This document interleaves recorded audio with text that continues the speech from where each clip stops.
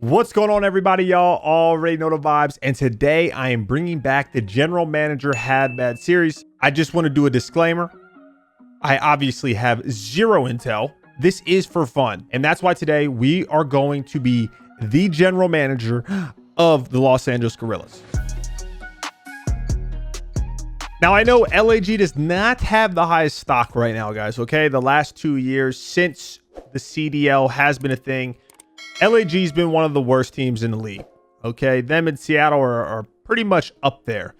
Not a lot of players probably want to play for the team. The team doesn't have much behind it in terms of success. But the one thing that LAG does have going into next year is they have the funds to pay players. Okay, pretty sure LAG is one of the richest organizations, richest teams in the CDL. I know Kroenke, however you say their last name, owns LAG. They own the LA Rams. I believe they own, is it Arsenal or some soccer team, football team? They have a lot of cash, okay? They got a lot of bankroll. That's exactly how they're going to get players. They know no one really wants to be on LAG. But now getting into what I would actually do. First things first. The whole roster this year gotta go. The whole roster has to go. Maybe besides one player, and I'll touch on that. If I was to keep one player, it would be Apathy.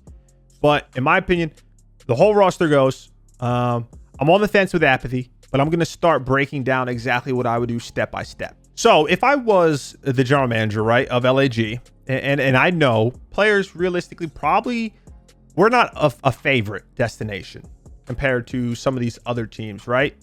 I know that we're going to need to spend the absolute bag to really draw players in, or at least get a superstar caliber player who can then draw other good players in, right? And at the same time, you know, realistically, you're not going to be able to draw a Simp or an Abizi in, okay, or any realistically top player in Cold War. You need to get a player that has a lot of potential, a player that is a superstar, but maybe it just hasn't been where they normally would be up to this point, okay? Who's kind of fallen off a little bit, who is kind of turned into being underrated. And that's why, first and foremost, if I'm LAG, I'm looking at players that are in a bad spot this year, okay? But I know what they have in the tank. I know their potential. And that's why I would do everything in my everything that I could possibly think of to throw the bag at Huke. First and foremost, that is exactly who I try to get. Kyler is an unbelievable player. He's been an unbelievable talent in FPS games, not even Call of Duty. He's, won a chip. He's one of 5 players that has won a championship in Halo and Call of Duty. But he's a fantastic Call of Duty player. I mean, in the beginning of Cold War, you could argue that he was the best player, if not the best player, was the best SMG player. Like the first stage, Huke was unbelievable for that Dallas Empire team. He was the only player that was really performing, And then he obviously had a whole lot of issues throughout the year. Empire benched him, then dropped him or let him go to 100T. He was on 100T. He had some issues at the stage 4 LAN. He's now benched. And I don't think he will be, on a starting spot in stage 5 or champ. So I think he's shut down for the year. Okay. But that's perfect. That's exactly what we need. We know how good and how insanely talented Huke is. Okay. And we know that his stock might not be at its highest right now. Okay. He's been on the bench. He hasn't played as much as you would, I guess, assume he would have this year. And his stock's not what it normally is. So this is a player that you might be able to get a deal on. And obviously, Huke will be on a starting roster next year. I would be mind blown if he isn't.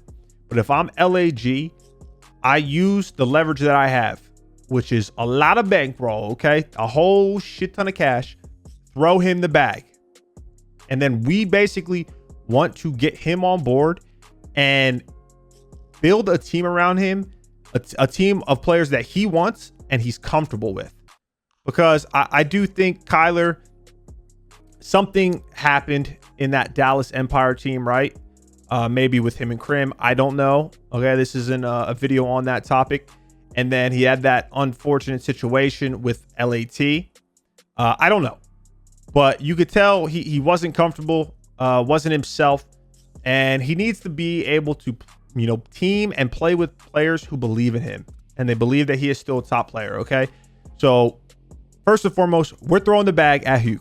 So he's the number one, the most important piece to this LAG team going into the next Cold War, Jesus Christ, the next Call of Duty title.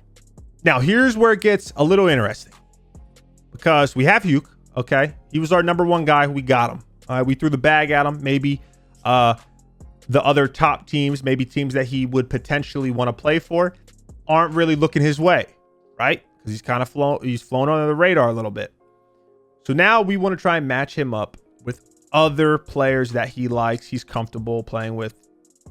And at this point, if I was able to get Huke, if we were able to lock Kyler in as LAG's general manager, I would leave it up to him. If he wants to play with Apathy, I would let Apathy get another chance under the LAG banner, running alongside Kyler. Huke and App as the sub duo. Now, I'm not sold on it, but I'm just kind of running this through as I'm recording on what I would do. So we're not fully set on shipping App away, because App, realistically, his stock is low. He's probably not going to have many options. And I'm sure unless he decides to retire, he would do whatever he can to make sure he has a starting spot in the league next year. And LAG might be the only opportunity for him, right? So he's on the back burner for now, but he doesn't know that. And now we got to think, who would Kyler want to play with? Who would be a good pair with Kyler? And also another player that has a lot of potential, okay? Because we're trying to build a successful team here, but hasn't played that well this year. Hasn't played up to their potential. All right, their stock is low. Someone that you think you can convince to join LAG with Huke, and also, with that bankroll that you have. And I think the second player that I would go with would be Temp. So we all know Temp, man. Temp is he's a talent. He's been a great player in past titles. He started out Cold War on LAT, and that whole situation failed rather quickly. Okay, he was the first one gone from LAT when they were struggling. He ended up on Paris. Paris is eliminated. They're not, they weren't successful. And there just hasn't been much talk about Temp. He's been in the league. He was benched for a little bit. But we haven't seen the Temp that we know. Okay, he's been on a very poor Paris team. He hasn't been horrible, but he hasn't been great by any means. But I think this is the perfect scenario. Huke and Temp have teamed before. They've had success in the past with each other. And I think Donnie is another player who he has a chip on his shoulder, and he wants to show everyone that he is still capable of being a top player. The Temp in Black Ops 4 that everyone knows. I feel like him and Kyler are very similar when you look at it from that perspective. And I know they're friends. I think Donnie would be a great flex player. He could be a sub. He could be an AR player. We don't know what the meta is going to be in the next COD. We just know that's 44, right? So that also, makes it a little tough because we don't know exactly what we're trying to build for. Is it 2 ARs, 2 subs? Is it 1 AR, 2 subs, and one specific flex gun like a K-bar or a bar or whatever the case may be? We don't know. But regardless, I would go after Temp. All right, you have the Huke Temp duo. But so we have our sub, our main sub, our superstar player in Huke. We have Temp, who he could be the second sub on the squad with Kyler running that duo, or he could be a flex player, or we could even transition him into, mainly an AR player, which is tough because you still have App. Maybe do you potentially do App Kyler? You have Donnie in the flex or the AR and go from there. Or Well, regardless, I would be more comfortable if I was getting a player who has played the AR role consistently. Not saying that Temp couldn't do it. He could definitely do it, and he could probably do it very well at a very high level. But for video purposes, and also just in general as a general manager, okay, of LAG, I want to make sure I'm as confident as I possibly can be while crafting this team. So we have Temp, we have Huke for right now. And now I need a player who I'm looking for, like a main AR, a traditional main AR that is in the same boat as them. You know, he can be very good. He can pop off. But most importantly, just being a fundamental main AR player. Floor general. Doesn't need to be some superstar talent-wise. He needs to just be a good teammate, good communicator, IGL potentially, floor general, very disciplined player. That's what we're looking for. And you could go the challengers route, but I'm going to be honest with you guys. It's so hard to judge players in challengers because they're playing against other challenger teams. So you just don't know how they're going to perform in the CDL. And also, I haven't watched as much challengers this year. I haven't. So I'm not just going to try and pull something out of my ass, right, and say a random player. I'm going to go with the players that I know, but it is going to be a very realistic team. Anyways, that was a side note. So my main AR, I would target none other than the homie Zin City. I don't know why I just called him his sub name. Anthony Zinny, Lenny, Big Winnie. No Zinny, less Winnie. It would be Methods. Methods would be the main AR. Methods was on Toronto in the beginning of Cold War. They were okay. They showed signs of potential, but they never really executed. He then got benched for Insight, and we all know how good Toronto's been ever since. Okay, they've been top 2 team in the game ever since they've had Insight. But I thought Zinni was playing very well. I've watched a lot of Zinni in Cold War, and I think he's a very good player. I'm not quite sure why he didn't get another shot at, another crack at it.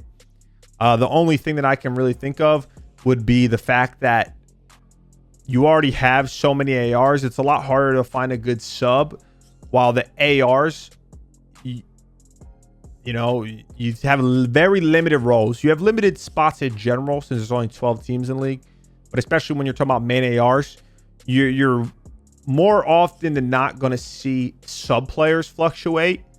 But just because that comes with the territory of the role that you're playing compared to ARs. So maybe teams just thought Zinni wouldn't be that much of an improvement, right, to the AR we already have. Whatever, I don't know. But Zinni is another player that could be flying under the radar, okay? Especially if it's going to be a boots on the ground. If it was a jetpack game, I probably wouldn't even look in Method's way. But from everything I know, it's going to be another boots on the ground game. And I think he, can be really good at it. I thought he was really good at Cold War. I still think he's really good at Cold War. He was doing good even before he got benched. I was surprised that they made that move, but they did, and they proved that it was the right move, obviously. But regardless, I think you could easily get Zinni to join if you have Huke and Temp already, because 1, you have Huke, and 2, Zinni's probably not going to get many looks this offseason. I hope he does. Zinni's my guy. Damn, the voice cracked. Zinni's my guy, though, and I want to see him do well. I want to see him have success. But if we're just being honest, especially when you look at how limited the AR spots are, it's going to be tough. So I know he's in a situation that App would be in where any opportunity he can get to be in a starting lineup, he's going to take, even if it comes at a pay cut. So I would go for him. I think we'd be able to get him easily, especially we got Huke.